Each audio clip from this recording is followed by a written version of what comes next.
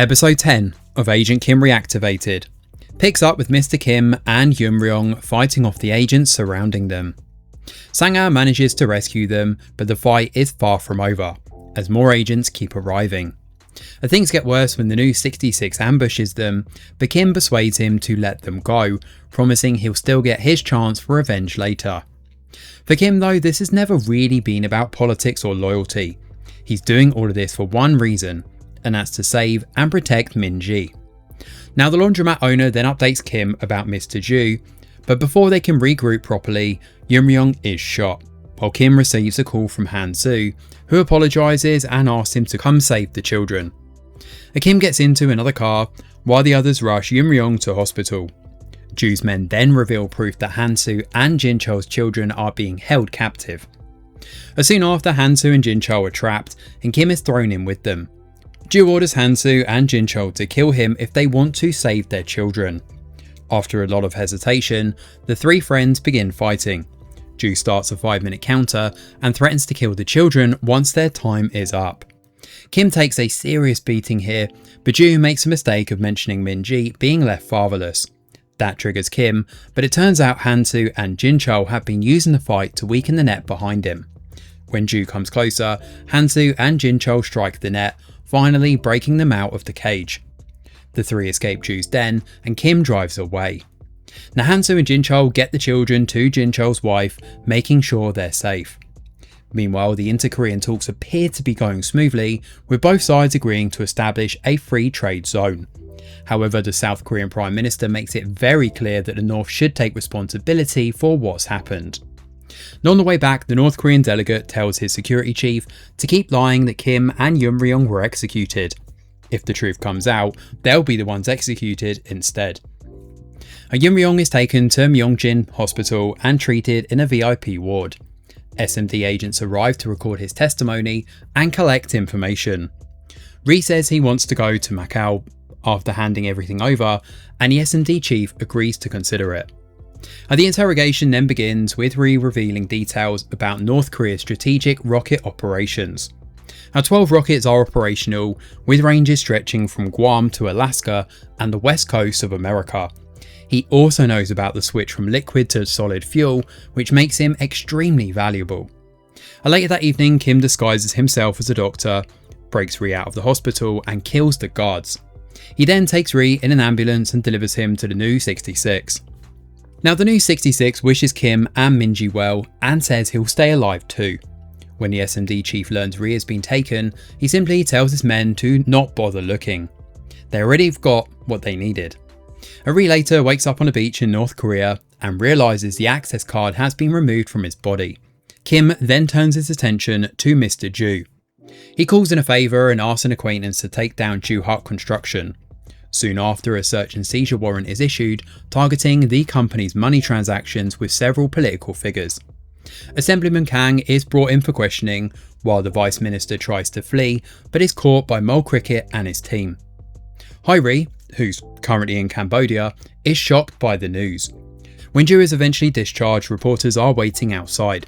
One asks about Ri's arrest, but before Ju can properly deal with the press, Golden Teeth appears and stabs him in front of everyone. Golden Teeth is arrested, and Ju finally gets a taste of the chaos he spent the whole season creating. Kim then meets with the SMD chief, who tells him that Agent 66 needs to die. Soon after, the news reports that a man in his 40s has been shot near the resort.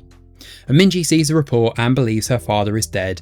The North Korean authorities also verify the news and officially mark Kim as deceased.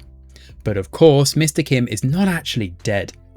He reunites with Min-ji in an emotional scene and takes her to a park full of pink cherry blossoms. There they talk about their new identities and what their new life might look like. Min-ji's new name is going to be Kim Ji-min, although hilariously, we still don't really learn what Kim's real name is.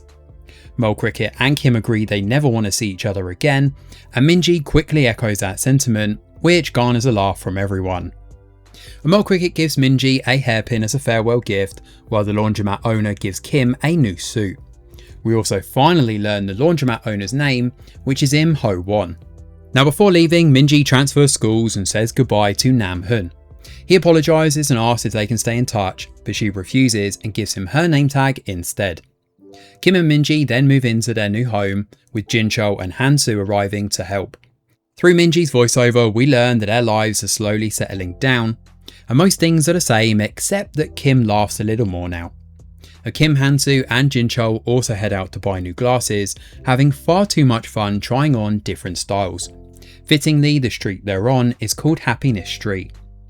Finally, Kim starts looking for a new job and meets a tall man named Lee Do-kyu, who prepares to test his skills. Given Kim's abilities, it's safe to assume this new job will probably involve security work, or at least something that requires him to keep throwing people around. And that is where Season 1 of Agent Kim Reactivated comes to an end. So honestly, this has been a really surprising entry in the K-drama roster this year, and going into it, it looked like it was just going to be a simple action thriller about a retired agent forced back into the field. But the show manages to give that familiar setup a lot more heart than expected. The father-daughter bond between Kim and Minji has always been the emotional centre of this one, and even when the story has grown bigger with SMD, North Korea, political deals and missile secrets, it never completely lost sight of that. The finale does a pretty good job wrapping up the main plot threads, because obviously Kim gets his freedom, Minji gets a fresh start, Hansu and Jinchul save their children, and Yunryong's story reaches a fittingly messy end, and of course Ju's empire finally collapses. That said, I do think the ending could have gone into a little more detail in a few places. Ju's downfall works of course, but given how much of a thorn he's been throughout the season, it would have perhaps been more satisfying to see a bit more fallout around him and Hairi. Likewise, Yunryong being handed over to the new 66 is a good full circle moment, but it happens rather quickly. In some ways, the show might actually be a victim of its own success. It builds up so many of these moving parts that by the end the finale has to kind of sprint through a lot of resolutions. The political conspiracy, Kim's past, Minji's trauma, Ju's corruption, the SMD cover-up, and the North Korean angle all needed closing off, and while most of it does land quite well, a few beats could have used a bit more breathing room. Still, as a whole, Agent Kim Reactivated has been a really fun surprise. It's delivered solid action, some genuinely emotional moments, and enough twists and turns to keep things moving right through to the end.